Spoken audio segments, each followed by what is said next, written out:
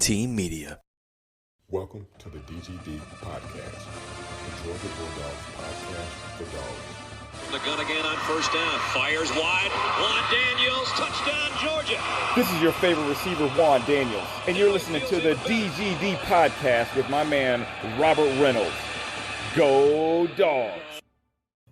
Welcome to this episode of the DGD Podcast. As always, the NCDGD himself, Robert Reynolds. Look, lots to talk about, and right now we're going to talk about the offseason for the Georgia program. You know, lots of things have gone on this offseason, right? I think obviously the big keys there with the injury to George Pickens, so that'll get discussed as well, along with a bunch of other stuff, right? Recruiting, hits, misses, things like that.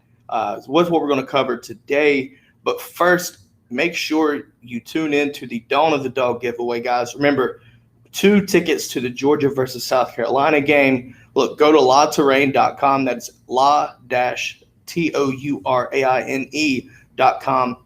You know, buy something, multiple things, using code DGD to be entered. Look, if you buy 2 things, that's 2 entries right there for the giveaway. Obviously, giving you a better shot at winning those tickets. That being said, let's get started. Obviously, big thing this offseason, right, was the injuries.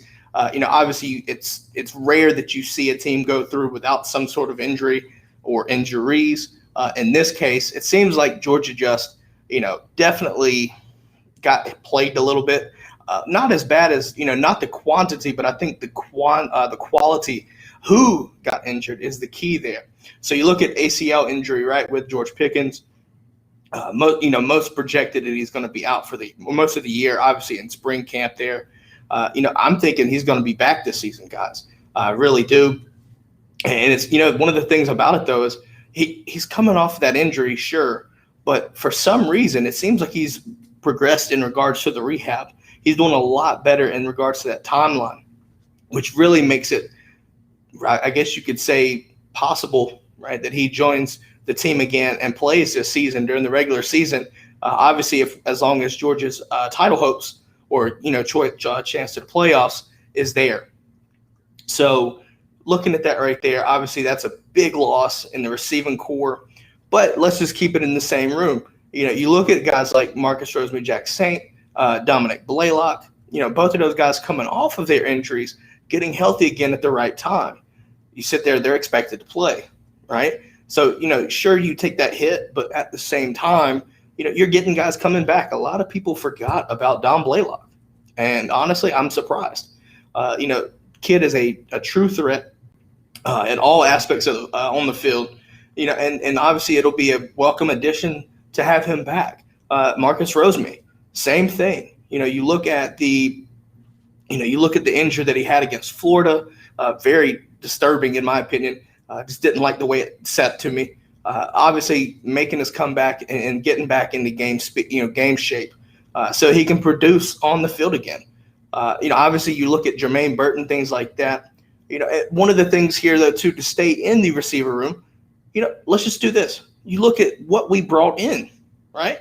You bring in Eric Gilbert. You bring him in, transfer from LSU. Obviously, everybody knows the situation now currently with him being off the team, not off the team, away from the team, I should say. Let me clear that up. Away from the team, personal issues, thoughts and prayers out to him and his family. Give him all the support that you can. Obviously, looking at that right there, the idea of, having, right, Pickens when he comes back, Gilbert when he comes back, I think he will come back. I think it's just a matter of time. Give him space, things like that. But the picture of, Dom Blaylock and Jermaine Burton, Arian Smith, Pickens, Gilbert now that he's here with Georgia, Darnell, right? Darnell obviously got injured as well, which we'll talk about in just a minute. But, that receiving core currently, you start to see the media start to hype it up or kind of put some concern there. I think we will be just fine, guys. There's guys like A.D. Mitchell and Justin Robinson that are more than ready to go and step up and produce in lieu of the Pickens injury until he comes back. Those are guys right there. Two of those guys I think are going to have great seasons, especially in place of Pickens. But you sit there and move to the tight end spot. Obviously, injury to Darnell Washington with his foot. It's going to be interesting to see how he recovers from that when he's able to play. If he comes back for Clemson, which right now I'm kind of doubtful that he is. But nonetheless, I think you look at it in a sense of, look at the tight end room. It's a deep tight end room. You have Darnell. You have Fitzpatrick. Brock Bowers as a freshman is going to light it up, guys. Just saying that right now. The kid has some gifts that, the other guys just don't have, and more so with the speed and the route running.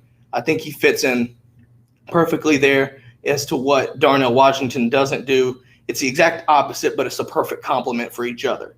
So you add that to Fitzpatrick, the experience, things like that. I think the tight end room is set. Obviously looking into, more injuries, right? Go to the defensive side of the ball. Bring in Tyke Smith. Now he's injured with another foot injury. It's going to be curious to see how that plays out.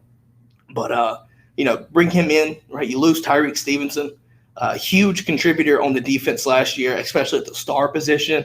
Now you sit there and you're sitting there have to worry about trying to find that replacement. Next thing you know, Tyke Smith from West Virginia enters the portal. Dogs pick him up, and that's your replacement. However, obviously now that you have that foot injury, it's going to be interesting to see if he's ready for Clemson. But I'm telling you right now, I think you see a player step up in the Clemson game if Tyke does not go, and that's Latavius Brini. And Latavius Brini he's had a great offseason. And you add that to the fact that against Clemson, more than likely Justin Ross is going to be your slot receiver, and your star could be seeing some coverage against him. I think Brini provides something that really helps against guys like Justin Ross, and that's physicality at the line. Disrupt the timing, disrupt their route, things like that. Getting them offline. That right there could provide an added benefit to the Georgia defense if you can stop those. Because let's be honest, with DJ at quarterback for Clemson, I'm expecting that you sit here and you see these RPOs. You sit there, you may see some shots down the field, and that's fine. I just think you may see some more, intermediate to short routes, and that's fine. That's what they're going to do. And I think because of their offensive line, they may have to push that way. Looking at last season, though, what surprised me with Clemson was their usage of ETN. They really used ETN a ton and just gave him the ball and let him be great. Guy was amazing, but you don't have ETN anymore. But DJ Uiagalelei is not a bad quarterback. He will be just fine. I promise you that. The thing about it is our defensive line, guys, look, everybody knows that Jordan Davis is going to be a mauler. Devontae Wyatt, mark it down. Devontae Wyatt will have a breakout year and move his draft stock up tremendously. I just have this feeling. Defensively, you have several guys drafted, mainly, all four defensive backs. But it really, he'll start down on the line right here with Azeez. Azeez Ojulari gets drafted.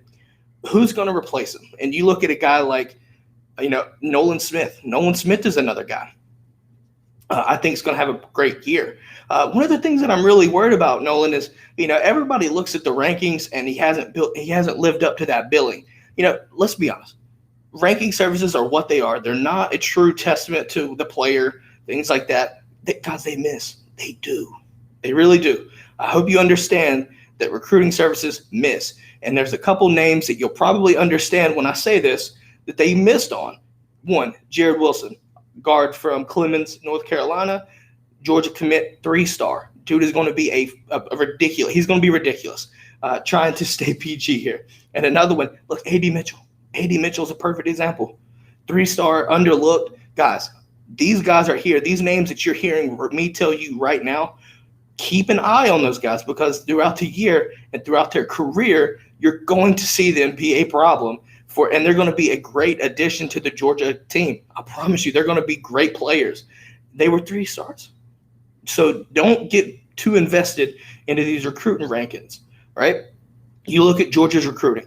Currently right now, top 10, not too bad from where the things stand, But a lot of people are looking at the misses that we had, right? You missed on Travis Shaw. Michael Williams commits to USC. Things like that. And, it's easy to overreact. It's easy to overreact and say that Kirby's lost his step in recruiting. That is the farthest thing from the case. And the reason being, the COVID situation has changed recruiting currently. Understand that the recruiting, these coaches, the dead period, if everybody remembers the dead period, almost 16 months, I think it was 16 months where coaches couldn't interact in person. Kids couldn't go to on campus, and meet up with coaches, things like that. So what we saw in 2021 with Brock Vandegrift, right, hosting his own unofficial visit for these guys. That just shows you the times that we were in and the adaptability that these recruits had. So you sit there, you deal with that right there. No services are sitting here able to go scout guys, right? Things like that. Now that you're sitting there and you start to see that, look, these rankings are going to go through the roof. They're going to be so much like a roller coaster. It's unreal. And that's expected because these guys haven't been able to go camp. They haven't been able to get evaluated by, the only thing they had. Look at A.D. Mitchell. Last year, A.D. Mitchell comes in. The only way Georgia really knew about him from Ole Miss and to pick him up from Ole Miss, from Ole Miss, he goes and sends the coaches workout tape over and over and over again until the coaches see something. They're like, hey, we need to get him. Next thing you know, A.D. Mitchell switches from Ole Miss to Georgia. The rest is history, guys. It shows you the times that we were in completely different. So, in the past, it's always fun. Look, rankings are amusement only. Understand that. They're amusement only. The only thing you should look at them is, one, to understand the player, but don't get too invested in the star system. Let's just be honest, because there's some 3 stars right now that are going to be impact players for Georgia moving on, and there's no question about it. That's just the way that's going to be. You also look at Kirby's development of 3 stars. Look, 3 stars like J.R. Reed, right? Just a perfect example. Jordan Davis, guys. Jordan Davis is a 3-star out of high school, and this guy is now All-American caliber, and I guarantee he's going to be a first-round pick. That just shows you. Eric Stokes is another example. Eric Stokes just drafted first-round, 3-star guy coming out of Georgia. Going into Georgia, coming out of high school, 3-star. That right there just shows you that rankings aren't everything, guys. So the people, to the listeners that overreact in regards to say that Kirby lost his way in regards to recruiting because you lose on a couple of these top targets, you're overdoing it. You're overdoing it. Calm down. What's that slogan that Aaron Rodgers said? RELAX. Relax. That's exactly what you need to do, and you have to trust in Kirby, because I'm telling you right now, Kirby and company will get who they want, and they're going to get the right players. And that's all you have to do. You have to understand that. Look, let's just be honest here, guys. Our friends down in Gainesville, for instance, they're struggling right now in recruiting. Kirby puts on a different level of recruiting than you see most other coaches in all of college football. Now, you have your elite programs like your Bamas, your Ohio States that are hitting on ridiculous amounts of talent, and that's fine. But you sit there and you look at the other guys like Florida. Florida thinks that they can get away with just pulling talent. This is going to show this year that you can't do that. You have to recruit at an elite level consistently to be even considered for a championship run. You really do. Because when you look at it this year, Georgia, with our recruiting, we have hit the spot where there's really no question that we have to make the playoffs. Because let's be honest, if we don't, it's the downfall for the season. It's just a wash, right? It's just a terrible season if we don't make the playoffs. With what we have returning and what everybody else lost around the scope of the NCAA, look, the pictures, they're adding up, right? 2 and 2 is coming together to make 4. We have to get it done. The expectations this year for Georgia are higher than I've seen in recent memory. And that's even over the 2017 season, guys. That's just the way that's been. So you sit there, you see the expectations coming in through the all season, media, loving it.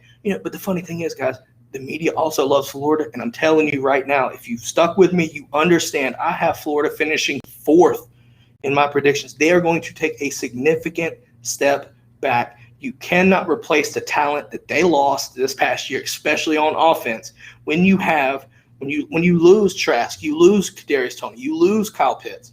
Those guys right there, Trevon Grimes, all impact players that basically took away every bit of your production from last season. That's gone. And it's going to be – I ain't going to say it's impossible, but with the talent that you've recruited, you're going to have a hard time. I'm telling you right now, if Georgia somehow loses to Florida, Georgia did it to themselves. There's on paper, to me, I see no reason why we don't win by double digits and we have that game blown away by the fourth quarter, because that defense is atrocious, guys. They returned several guys, but what kills Florida, they can't produce pressure on the line. I said it yesterday. Producing pressure, generating pressure on the quarterback is the only way to be successful. That's the main way to be successful. You can have Kyer along. That's a great player. I loved Kyer coming out of high school. But you have to have pressure. Georgia has the ability to sit there and pressure the quarterback, get after the quarterback, sack the quarterback, force chaos. You always hear chaos, right? Chaos plays, things like that, havoc plays, right? That is the reason why Georgia's defense and Georgia produces championship caliber seasons since Kirby's been here at least. That's just the thing that's going on. When you don't have pressure, and we saw this last year when Jordan Davis was not here. When he was out, did anybody notice how impactful his absence was? You look at the ability to generate pressure. It became non-existent almost. There were certain plays where, Aziz was able to get off the edge, but for the most part, just watching Jordan Davis go out, you immediately saw – and look, Jalen Carter is going to be a monster this year. I'm telling you that now. He's gotten a year better. He's had a full offseason. He's hit another season in the weight room. He's going to cause problems. So the drop-off the gap has shrunk. But when we saw him as a true freshman last year, you definitely saw the drop there from when Jordan Davis went out. The ability to impact the pressure on the offensive line went away almost. And it caused Georgia to have to sit here and try to rely on this in the secondary. And you started to see offenses get more yards and make more plays and score more points. That's a reflection of what you're seeing down in Gainesville. The inability to pressure the quarterback caused their defense to have a historically bad season last year. And Florida made, in my opinion, the ultimate mistake by letting Torian Gray go. South Carolina picks him up. Look, Torian Gray was not the answer to let go to fix your defense, in my opinion. I think Grantham is what's holding that defense back. We'll see what happens with an offseason. We'll see what happens, But nonetheless, their schedule, guys. The main thing about Florida that has them finishing fourth to me is their schedule. That schedule is absolutely brutal. When you bring in Alabama week 3, then you sit there. Kentucky's going to give them fits. I have Kentucky beating Florida, and the reason why I say that is because Emory Jones is going to have fits against that Kentucky defense. I've said it over and over again. Stoops' defense never gets enough credit. That defense is ridiculous. It led the league in picks last year and takeaways. You sit here, you look at the front four, it's insane. They're maulers, guys. I don't care what the record says. Every time you go away playing Kentucky, you were in a damn dogfight. It's the way that is. But the ability to generate pressure on the Florida's offensive line this year is going to cause Emory Jones fits. And look, their secondary is, Kentucky's secondary is going to be just fine. Kentucky just needs a pass game, and I think what will leave us, that's what's going to happen. They're going to have the ability to throw the ball, move the chains, and keep offenses off the field. You sit there, you do that, and that's the recipe that Kentucky needs. That's the one ingredient that they were missing to have a genuinely good season. They have that. Everybody knows that they're going to be able to establish a run game. Chris Rodriguez is going to be a breakout player in the SEC. If you haven't heard that name, you're going to hear him this year. Mark my words. So with that being said, Florida, you got to play LSU, Georgia. Those are 2 losses. Bama, 2 losses. I think you lose to Kentucky. It could be a toss-up between Kentucky and Missouri, but I'm going to say Kentucky beats them. 4 losses right there. Just saying. It could be worse. It really could be worse. They could lose 5 games, maybe 5 games. Who knows? But back to Georgia. You sit here, offseason, key injuries, key misses. Look, guys, we also got some great players. Everybody's excited about Branson Robinson. I am. I think he's going to be a great player when he gets to Georgia. Kid is a monster. I'm not going to compare him like I've seen everybody compare him to Nick Chubb, but the kid is a workout animal, right? Workout animal. And I think he's going to bring that. He's going to bring a great skill set to that running back room once he commits. You sit there, you get Dylan Bell, right? Things like that. Griffin Scroggs is another guy. Look, these names you may not have heard of, but these are great players, right? They're great players. They're going to be good character players as well. You also got, look, Jalen Walker, guys. Jalen Walker is going to be a dog up here in Salisbury, right near me. I promise you, the kid is going to be great. He has a great character as well. But everybody, looking at this right here, you look at the Georgia recruiting class, and it's not even done yet. I think there's a chance that, obviously if you're keeping up with recruiting as much as I do, there's a good chance that you may have Luther Burden, right? Luther Burden decommits from Oklahoma. That's right there. Just think of what happens if Luther Burden commits to Georgia, right? That receiver room just stepped up, and what obviously I think is a deep receiving room anyway. Come next year, if Luther Burden decides to commit, that automatically raises the level of that receiving room immediately, and it raises it drastically. The kid looks like a physical freak. But you sit there, you have Malachi Starks. Malachi Starks for Georgia is going to be a beast. Dude is going to be an animal. I think he's a pure safety. I think you're going to get a better version of Richard LeCount with Malachi Starks. You sit there, the big deal here looking at it, obviously at one point Georgia has committed. You look at the commit from Bear Alexander and Smoke, both are Smoke Bowie, I should say. With Smoke actually committed to Texas A&M, Bear is trending that way with a final two of Georgia, Texas A&M. It's going to be interesting to see. I think Georgia's in it for both of them. I think Deion is probably going to be a lock there. However, Bear, you could still see there's a possibility that he comes, back into this class. But you also look at the number one overall guy. That's Walter Nolan. Walter Nolan just announced the top three as well. So these are obviously names that you're going to want to keep up with throughout the season as well. Walter has his top three of Tennessee, Georgia, Texas A&M. Notice there's a trend there, and that is Texas A&M. Texas A&M in just this offseason alone, guys, has become a true threat to Georgia, it seems like. And that starts with Nick Williams. The fact that Nick Williams goes over to Texas A&M, it immediately triggered some shockwaves on the recruiting front for Georgia. And like I said, you look at the guys that he was crucial in their recruiting process with Smoke, with Bear. Both of those guys decommit basically within the same week. It was pretty rough, but you get those guys decommitting, and obviously Smoke committed to Texas A&M. Texas A&M is picking up several great players. Texas A&M is also setting themselves up for win now mode. They're going to do whatever it takes to recruit at the highest level, things like that, right? So they're going to be fine right there. So they're going to be a problem, and Georgia has to learn to overcome and adapt. And I think honestly, once the season starts and Georgia starts producing and putting product on the field, that's going to help Georgia in the recruiting front. Period. It's going to help a tremendous amount. So looking at that right there, right? So I'm looking forward to, from a recruiting standpoint, you've got Oscar Delp. It's another name that people kind of quieting down on. He's coming up in September to make a commitment, or as most would expect, around the end of September probably, which I think he's a dog anyway. So the recruiting class is still got a ways to go in regards to filling out. And look, I tell you that right now because, the recruiting class itself, look, it's going to be a good one. I think you end up being a top 2, top 3 class, especially if you hit on a couple of guys that we're expecting to hit. Obviously there's still some questions, in that recruiting class, and more along the lines of your defensive line. Looking at what we're about to be losing with Devontae, Jordan Davis, you have to find that true nose tackle. You have to find it. I think you look at another guy that might not be familiar with everybody's name or in the Georgia program, at least from a fan base standpoint, Sean Washington, down from Edna Carr as a teammate of Cedric Von Prawn, Granger, right?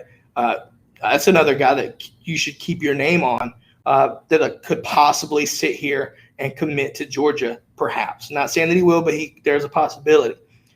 If you're not familiar, the 30th, Monday, Jacob Hood is announcing his commitment. So that's another name, to make Georgia on commit watch. So, you look at other guys like, Hero Canoe. I hope I didn't butcher that name, but I probably did. There's several guys that Georgia has their eyes on the radar from the defensive line. Obviously Travis Shaw going to North Carolina. Look, Travis Shaw is probably the best one outside of Walter Nolan, period. High ceiling. Mac Brown just got a ridiculous player.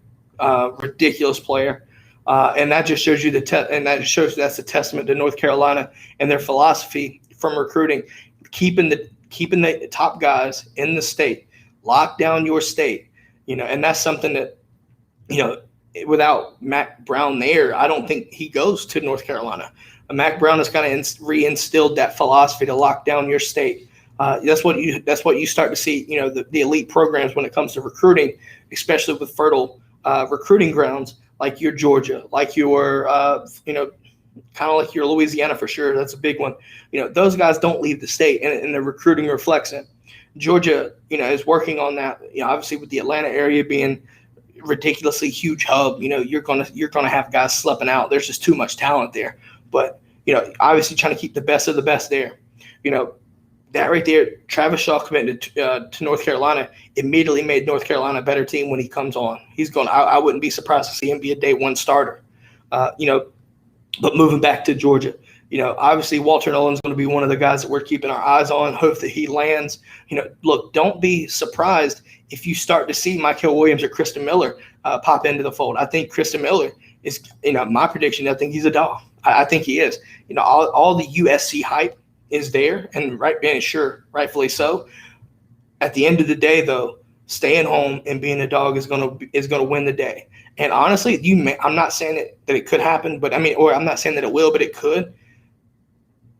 Michael Williams could decommit. There's always that possibility. You start to see these things depending on teams and how they produce on the field come the season.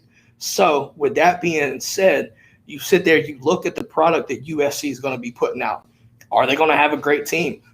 Who knows? Helton, I just don't trust it. I think he's going to be gone soon.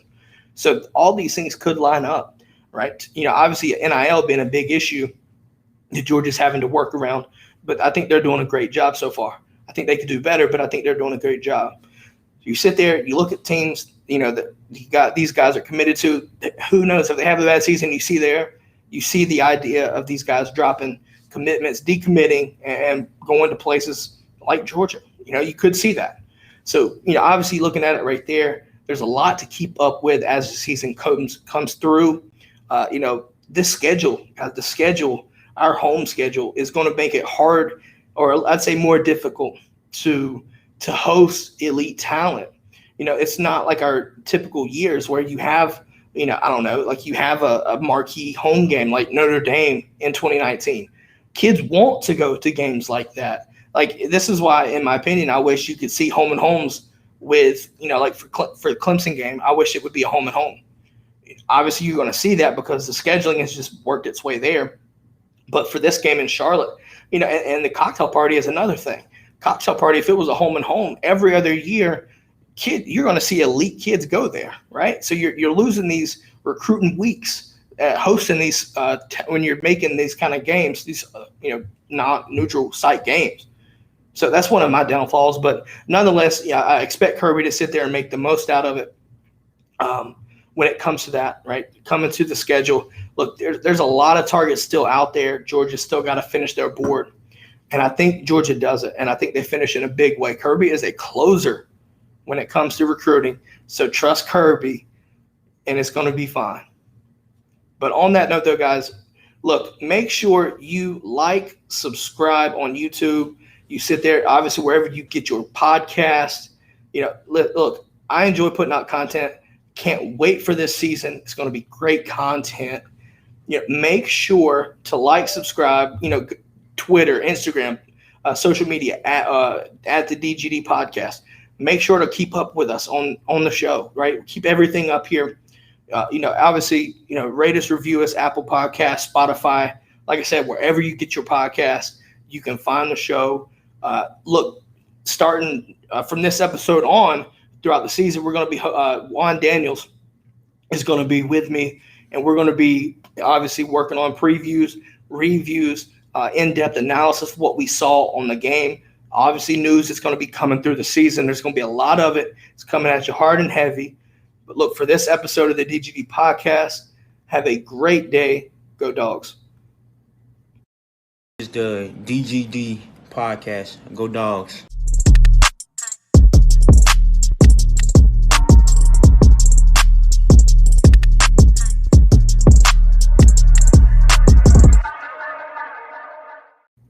And on video, folks, a lot of chat interaction. So I wanted to say thanks to everybody that was sitting there talking and chatting throughout the show.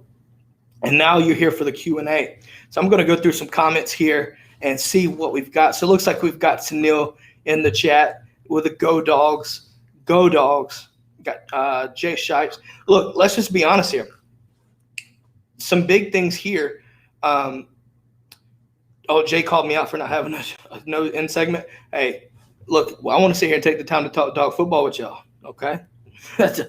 Not much, not much. Just prepping for a good regular season. I can't wait to see what happens this season. Obviously, what I have in my thoughts and on paper, is one thing, but obviously watching the games are going to, obviously watching what happens on the field is going to be the most important thing there.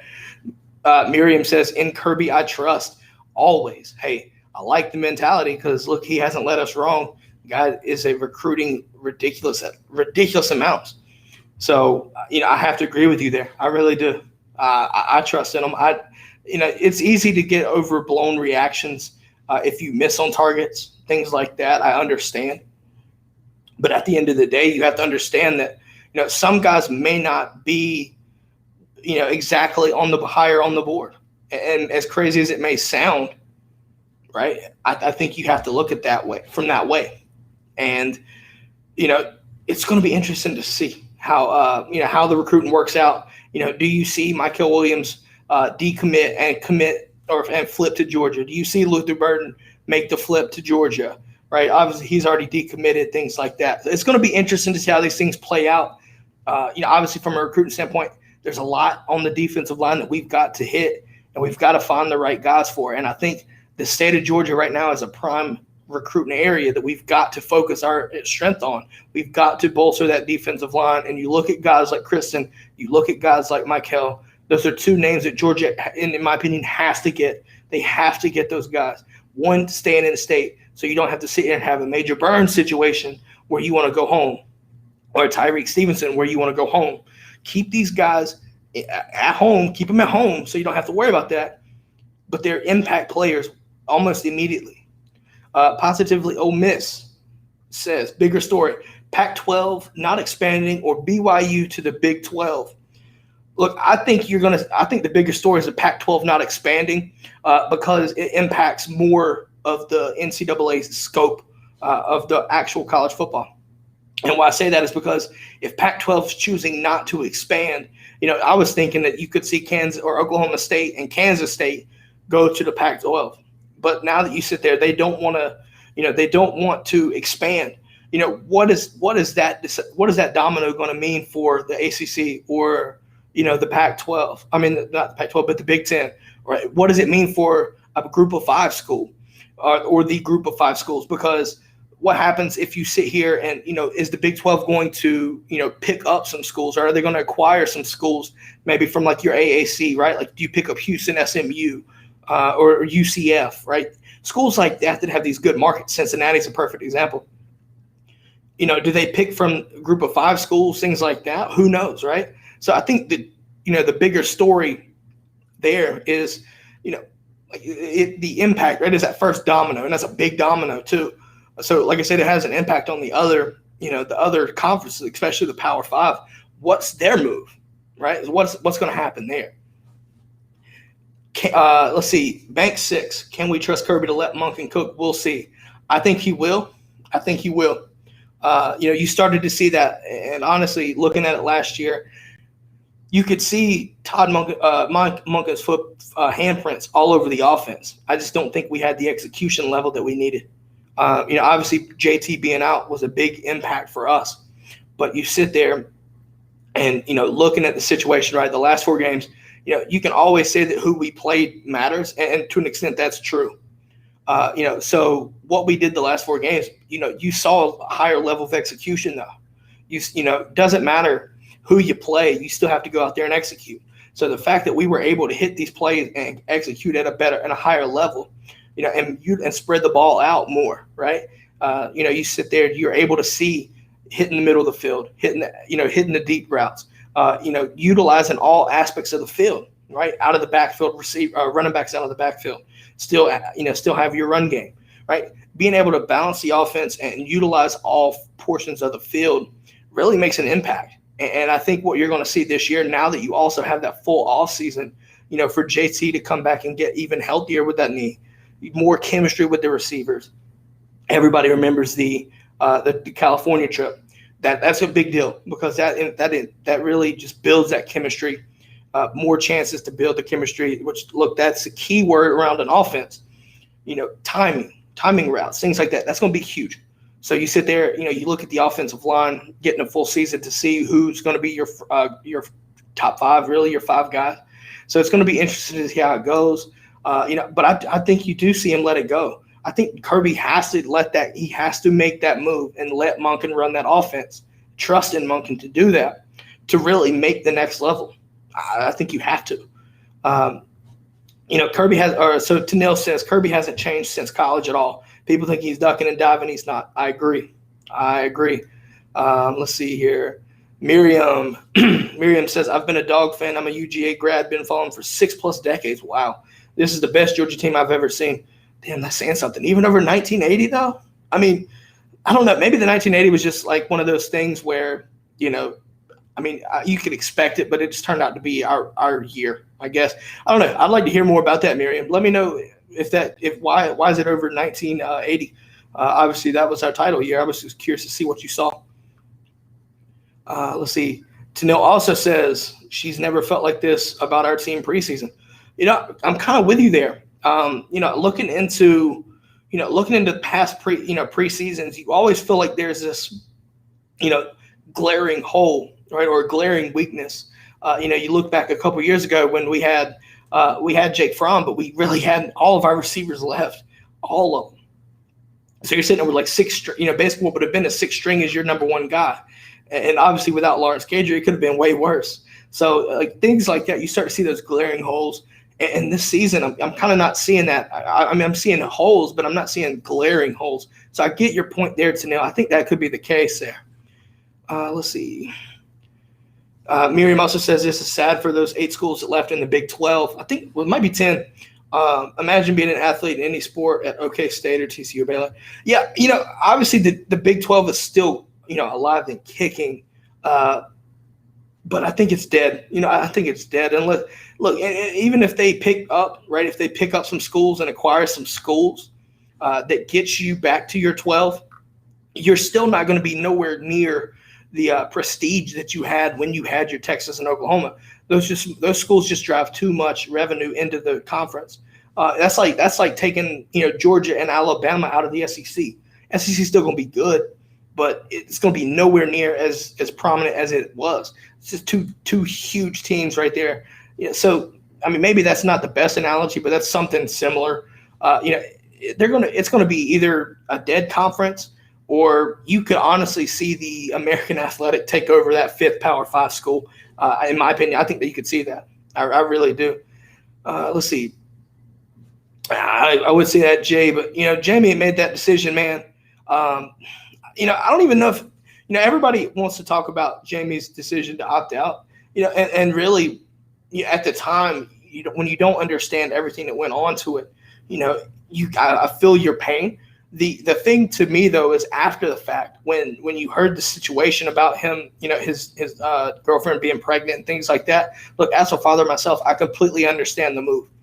I completely understand it. I'm not going to hold a grudge. I'm not going to be mad about it. The timing was shit. I'm not going to be mad about that. But at the end of the day, though, making your decision for your family, I can't be mad at you for that. So, definitely wanted to keep my ears open at that time. I was under the impression that, after JT come in, that he wasn't understanding things like that. So he just opted out so that he, didn't have to say that he lost the starting spot. Obviously, after the season, you start to hear that he had a kid on the way, things like that, especially with COVID. Look, I can't be mad at that. I really can't. And honestly, I don't even know if you blame it on COVID. Look, there's a lot of people that opt out anyway. So, it's all the perception. But look, there's a lot of people out there that's passed away to COVID. So you have to take it somewhat serious. Obviously, I don't want to dig down a rabbit hole too much, anything like that. But nonetheless, I think, especially when you have a kid, look, when you have kids, it's a different world for somebody. When you don't have kids, there's less worry. Your decision making, is one thing. But when you have a kid involved into a situation, kind of taking it down the personal note here, your thoughts change, your priorities change. You have to make decisions for them as well. So I'm not discrediting what you're saying, Jay, but I'm looking at it from a sense of some sort of empathy there, some more empathy, and because I just understand. I have a kid myself. I know what it means and what it's like. It's a hard decision to make. I'm not going to say that it's not. I couldn't imagine that kind of decision based on, putting that much money on the line, really. But if he wanted to be more concerned with his family, I can't be mad at that. I really can't. So I'm not going to say anything about it else. But, I just supported him. Obviously understanding the context and what happened, you have to put some support behind of him. Miriam, she got back and said, even over 1980, greater level of depth or greater level and depth of talent now than then. That's kind of impressive. Tanil, they should have built their house. They had chances. Fair enough. Let's see. Fun fact here. That's the past. If you Google delusional, it's people who live in the past. Fair enough. Making light of some situation here. A lot of COVID babies floating around. I'm sure there are. That lockdown, man. That lockdown put some people in the ER, delivery rooms, right? But yeah, so looking at this season though, sorry, excuse me. Looking at this season, I'm taking Miriam's comment here that over 1980, and it's really surprising to me. I'm gonna have to take your word because I wasn't even thought of in 1980. But you look at the guys like Buck Bellew, Herschel. Everybody remembered Herschel. What transpired in 1980. The fact that that we have so much depth is, like I said, it's a testament to recruiting for one. So I have to look at it that way right there. But we can have all the talent in the world, and that's something that the media is going to never let us live down. Is the fact that we haven't won a title with as much talent that we have. We haven't won a national title with the talent that we have. At some point, Georgia has to sit there and look. I understand that luck plays a part, but at some point, we've got to go out there and get it done. You sit there, and I understand. Look, we're going up. In the SEC, you're going up against the greatest coach of all time. There's no question about it. If you want to debate me, maybe you make the argument Bear Bryant, sure, but nonetheless, I think you have to look at Nick Saban as the GOAT of college football and coaching. Period. Almost. I think we're living in a time where you're never going to see that reign of dominance happen again. It may happen a very long time from now, but I'm just saying that the level and the level of dominance and continuous level of dominance it's mind-boggling. It's literally something that you're never going to see. Everybody looks at the Brady dynasty in New England. That to me that is nothing compared to the Bama dynasty, and it's just because it's been a decade plus. It's constantly the Alabama on top. It's just domination after dominating season. 2 undefeated seasons, national titles. It's insane, right? Not making excuses, but like everybody's having to deal with it. But the thing is, it can be beat. He can be beat. Georgia's got to get it done. End of the story there. Georgia has to get it done. Yeah, Tanil, right, exactly. Until we win a national title, they're never going to let us live it down. Period. Miriam also says if she truly believes if we get and stay healthy, we have the team to win it all. Yeah, absolutely. I agree with you there. I completely agree with you there. I really do. I really do. Bank 6, the last 12 quarters, Kirby has won 8 of them versus Bama, but lost all 3 games. It's our own fault. Yes, and if you look at it, though, you really look the national title game and the SEC championship game the year after, look, Georgia was up until the final minute of that game. Both of them. And we let it slide through. So that's all on us. You know, look, I understand the Tyler Simmons thing. Look, I'm still on the fact that he was onside. That was some bullshit, but it is what it is. What's done is done. There was other things there that, decided that game. We have to get it done, whether it's up in the level on the coaching, changing the scheme, things like that. I think that's going to be beneficial. But Georgia's got to get it done. We can't keep shooting ourselves in the foot over and over and over. Get prep for a damn backup twice. So it can be done, right? Georgia's going to get it done. It's just a matter of time. Now, I look at Kirby. I think Kirby, this might be the year that Kirby beats Saban, and that assistant record is, Kirby handles that. That's my goal. Let's see. Tanil says it would be like Clemson trying to come back on their record against us. Yeah, basically. Let's see. Jay says nobody's done more than Kirby's first 5 years. Ryan D. inherited a Lamborghini, hasn't built anything. I agree with that. I look at what Kirby did inherit, though. Kirby inherited a damn good program in his own right. And what I mean by that is Kirby took Rick's program and in his second year took him to the national title. Should have won that damn game. Ryan Day took Urban Meyer's, I take his program. What they're doing, it's not building off of it, right? It's not a matter of them building anything. They're at least maintaining it. You're not seeing it drop off. You're seeing it stay at that high level, right? You see Ohio State making the playoffs, dominating Clemson, things like that. They're maintaining at least. You just got to get it done. You just have to get it done. Jay, thanks for the kind words there. Great video. The game that officials want to erase from history. Yes. Yep. Let's see. Miriam says now's our time. And like I said, I'll shatter this again.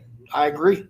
This is, like I said, look earlier in the show, I mentioned the scope of the NCAA and what people have lost. You look at the elite quarterbacks and elite talent around the NCAA. You look at Mac Jones, Devontae Smith, Jalen Waddle, all gone just from Bama. You look at Justin Fields, gone. Travis at Clemson, gone. There's so much talent that other teams are having to replace, and Georgia's bringing back their quarterback, right? They're bringing back their quarterback, and really in this type of environment, experience does matter. Now, I'm not going to say athleticism and pure athletics doesn't matter, but talent matters, but I think experience does too. And JT's got the mindset, and obviously with the depth, and once our guys come back off of injury, and we're at full strength, if we can sustain it and come there, I'm telling you, Georgia is, you have to watch out for Oklahoma, though. Spencer Rattler and company is going to be ridiculous, and that defense is going to be better than most people give them credit for at Oklahoma. But they just got to get it done. They can't slip up at Kansas State. It happens, but they cannot do it. Let's see. Bank 6 also says Ohio State should be more of an underachiever than what Georgia is, said to be with all the offense and Bosa's and Chase Youngs they've had. Honestly, though, I don't even know how to feel about that. I really don't. It should be more of an underachiever than what Georgia is. I don't know about that because Georgia has talent. We just never I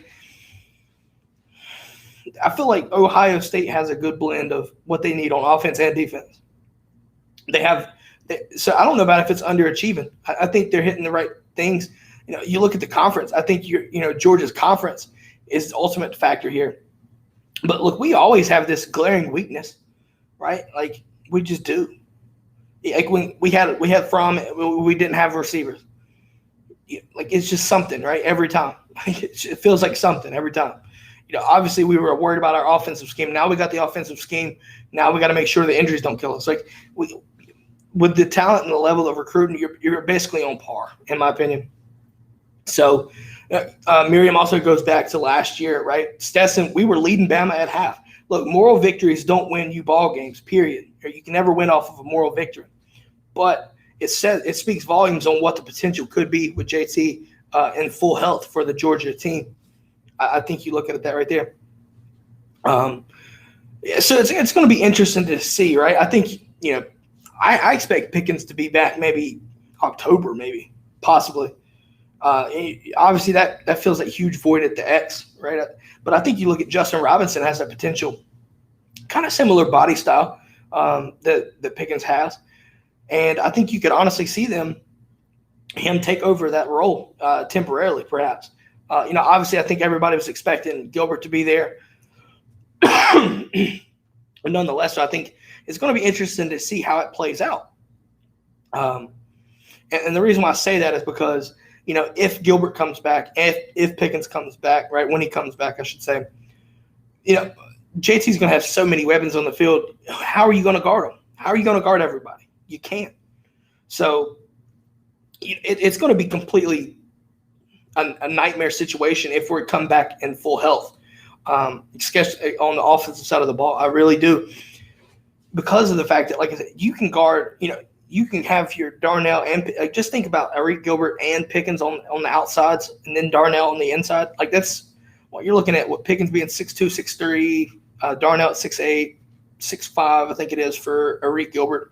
And then obviously, if you put him in the slot, you could put Arian Smith in the slot, burn him, or you could put Kieris there for yards after catch, things like that. So the options and the potential there is just through the damn roof.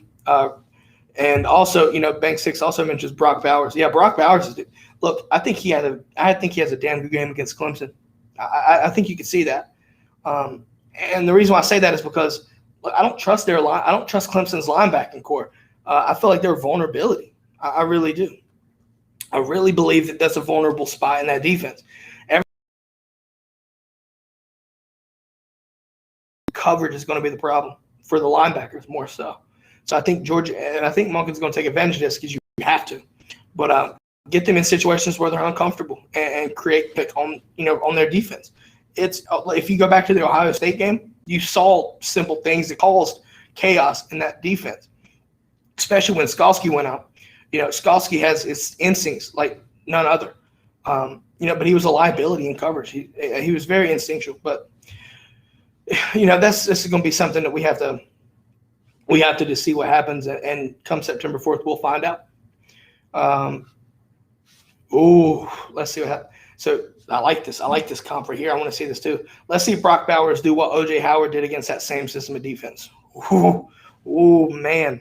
I forgot about O.J. Howard on that. He tore that up. Let's see. But obviously, I think you look at it right here. I'm excited about the defensive side of the ball as well. You look at Nakobe Dean. I think Nakobe Dean is going to be obviously a great player. One of my concerns though is I don't think Adam Anderson is going to be your 3-down guy. I expect Trayvon Walker to be on the field a lot more. I still think Adam is that situational pass rusher, but damn, he's elite when he does it. He's elite when he does it. Thinking about it though, I think Nolan Smith. One of my things about Nolan Smith is his height stops him. He's not able to longer tackle, right? Like longer tackles, he has a hard time creating separation from. He gets his hands on them, and once it does that, he's having a hard time getting off. The separation, creating separation, things like that. However, if this happens, I think Clemson could trot out their left tackle and he's like 6'2" or something like that. If that happens, I really think that Nolan Smith has a field day against that. I really do. Let's see here. Adam Anderson, Bank Six says Adam Anderson should be used like Clemson's own Isaiah Simmons. Actually, yeah, I think there's a possibility, depending on the situation, you may see Adam move out to star, play him at the star. Coverage, great coverage guy too. Look, we have so many freak athletes, guys. If y'all don't remember, Trayvon Walker covered Tank Bigsby out of the backfield down the field last year and made it work and blocked broke up the pass at 300 pounds. That's ridiculous. That's ridiculous. That just shows you how much of a freak athlete Trayvon is, which is why I think he's gonna have a damn good year. Just saying. Tanil, I think she's making her own prediction here for the game. 45-35 Georgia. That's a little bit different than what I have. I don't know if you see that high of a score. I think you can see maybe a 35. I think it's a field goal game. I really do. Maybe 34-31. Maybe. It's going to be close. I think Georgia pulls it out barely. Hey, jackpot, scholarship. Let's go. Ooh, okay. Bank 6, over under 75 yards rushing for Clemson. I'm going to go over. But I could also see the under. Lynn J. Dixon's going to be a good player for them, but I think the name to know is Will Shipley. You say rushing yards. I could see it being right around 100. I don't think they crack 100. There may be a chance that they do. May hit 100. So I'm gonna go over on that, Bank. I'm gonna go over on that. Let's see. Tanil, I'll go for 100.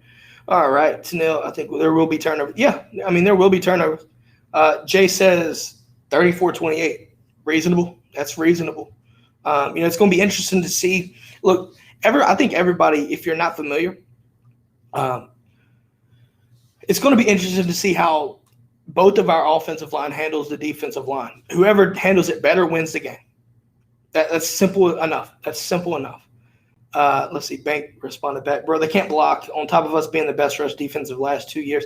Look, we're going to be great against the rush, right? The run game. We're going to be fine. One of the things, though, Bank, that I'm concerned about is the ability to set the edge. It goes I didn't say it goes unnoticed, but it goes under the radar. Everybody understands Aziz and the pressure that he got on the quarterbacks, things like that.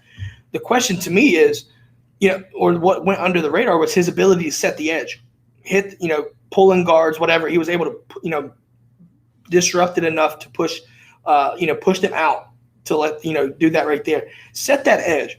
And it's going to be interesting to see what happens. Can Nolan do that the same? And if he can, I think I'm right there with you. I think you might see them go under. But, until I have to see it. But honestly, looking at the true litmus test that we have in week 1, we're going to find out pretty soon from an elite opponent what can happen. So it's going to be interesting to see what happens. Miriam Corbin, I'm thinking 49-35. Wow.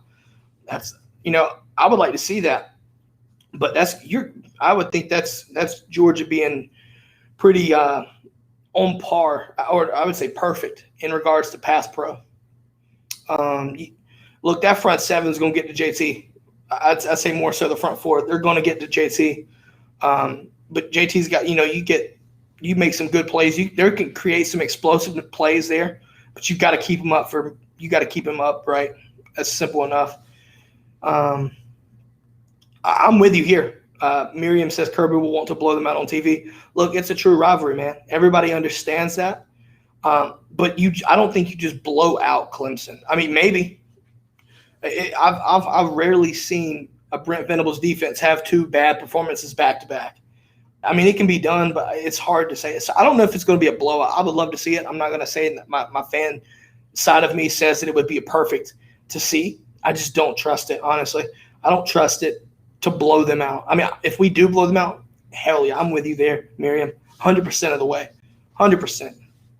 But yeah, now obviously, look, next week, Friday specific, we're going to, me and Juan are coming on. We're going to be talking pretty much in depth, giving predictions, player of the game, things like that. So it's going to be pretty damn exciting to watch and hear what Juan's got to say. Obviously, being a former player himself, playing against Clemson, right? There's a lot of potential here that, from a player standpoint. I want to hear what the game's like for him, for his standpoint. Jay Shipes with the question: how bad does the SEC look with Clemson having back-to-back losses? I'm worried about the refs. I don't. I hope the refs don't cause this. I think the ref excuse. It can happen, but I think the team has to play the part to make sure that the refs don't. Right, that you have to play to beat. You know what I mean? I think that's the key there. But we'll see how it happens. Tanil with a joke. But the alliance will keep us apart. This is a great rivalry. The fans are great. Look, if you didn't watch yesterday or didn't listen yesterday, I already spoke about the alliance. I find it funny that literally the day after the alliance gets formed, right, you hear USC and LSU scheduling a game in 2024 at Vegas. That tells you exactly how my thoughts on the alliance and how much of a damn joke it is. Just going to leave that there. Look, everybody knows that. I'm going back to your question here. The ACC, in my opinion, it's really kind of weak. It's been weak, and I think a lot of people notice that. But I think you're starting to see some teams there, that can make it a little bit more balanced. If Mac Brown continues the kind of level of recruiting and success there, I think you could see North Carolina become a true problem there. Miami, I think could be that another team there. Florida State, I'd like to see Florida State get in there. But I'm telling you, another team this year that I have, strangely enough, being really good in the ACC is Pitt. Pitt, I think, could be a really good team this year in the ACC. It's going to be interesting to see how it plays out, but there's a possibility that NC State's another team that could be a fringe top 25 team by the end of the year. Just depends on how things play. How things play out. Jay says ACC suffers a huge blow with the Clemson loss. Yeah, but I think that's just more of a testament to just looking at the level of play there. Clemson playing Georgia. I wouldn't say that they may not take it as serious, but everybody's going to have eyes on Clemson if they do lose for the rest of the year. They have to blow out everybody. So, let's see. I got to hear this. This looks like a story here. All right, Bank 6 says, I'm at work, and this lady said she's a Texas Tech football fan. I told her sarcastically, I'm sorry. She goes, at least I'm not a Bama fan. I can't stand the Tide. I hate Saban. I'm surprised that I'm curious how a Texas Tech fan, what is their grudge? Is it just hearing of Bama so much? Let's see here. Tanil asks why Miami is ranked 15. Seriously, looking at it, you look at Miami, Tanil, they've got a really good team. The record just didn't show it last year. It could have been better. You look at De'Aaron King. I think De'Aaron King is a really good threat or a good potential to make that offense hit the next level. They just got to get there. Defensively, they're getting back to where they need to be. So I could see why they're 15. It's going to be interesting to see what they do with the year, though. Obviously the preseason rankings don't mean shit until the games start, and then the rankings really do matter. But 15 is respectable there. Why North Carolina's at 10? I don't understand why they fell so far. They barely lost to A&M. I really don't understand that. A couple more comments, and then I'm gonna get off here. Bank 6, I asked her the same thing, and why does she care if she's a Tech fan? Yeah, man. Look, hit me up on Twitter. Let me know the end result of that, please. Please let me know. Jay, Saban is a tyrant. Every coach can't wait for the opportunity to leave. Yeah, man, look, that I could do an episode literally about the hypothetical theory that what happens when he leaves. That's easy to deal with. Yeah. I guarantee you every coach is, deep down thinking about it, period. I think that's the way it's got to be. But no, I think, looking at that right there, it's going to be interesting. I think this is the year that Georgia gets to the title game. I obviously the first game of the year isn't going to make or break us, but it's definitely going to form our season, right? It's going to be that kind of form. If we lose to Clemson, you have to win the SEC championship. But that's our kryptonite right now. For some reason, that's our kryptonite. As long as Bama's playing in there, it's our kryptonite. You saw what happened when we whipped Auburn's ass. Simple enough. Let's see. Ooh, I think we're going to end on this one. Miriam says her husband went to the U back in the day, born and raised in Miami, turned his back on him long ago. He's a full-blown Dogs fan. Tanil, Miriam, what did you do to him? What did they do to him? I'm curious. Because, maybe in the 80s they were ridiculous. They were dominant as hell. 90s, early 90s, they were still dominant. And, obviously, you look at the two – look, I'm going to say this. The 2001 Hurricanes is arguably the most talented team you'll ever see on the field. It was ridiculous. I know you've got the 2011, 2012 Bama and LSU, which that game, those games were ridiculous. But 2001, there was just so many players that got drafted from that team to go on and have good, if not great, NFL careers. That team was just like legitimately loaded. Backups, it was just insane. Let's see here. Let's see. Wow, this is going to be interesting. I really believe this is Saban's last year. 2 losses to former assistants. He hates NIL. Jay Shipes. So who do you think he's going to lose to? Kirby and maybe Jimbo? Or Kiffin? I can see Kiffin. Kiffin gave him every damn thing last year. Look, I want to let everybody know that stayed on and chatted afterwards. Thanks for your comments. Thanks for the Q&A. I love doing kind of stuff right here. Make sure you come in here, ring the bell for notifications so you'll be able to hop in and keep this going. I kind of like this Q&A. I love what the product is. I hope everybody else enjoys it as well. And Ole Miss is what I thought. Yep. But, hey, I'm going to get off. So be tuned in to Thursday. We'll have Juan on, and Juan will actually stick around and do the Q&A with me. So that I'm looking forward to as well. On that note, though, guys, I hope everybody has a great day, and go Dogs.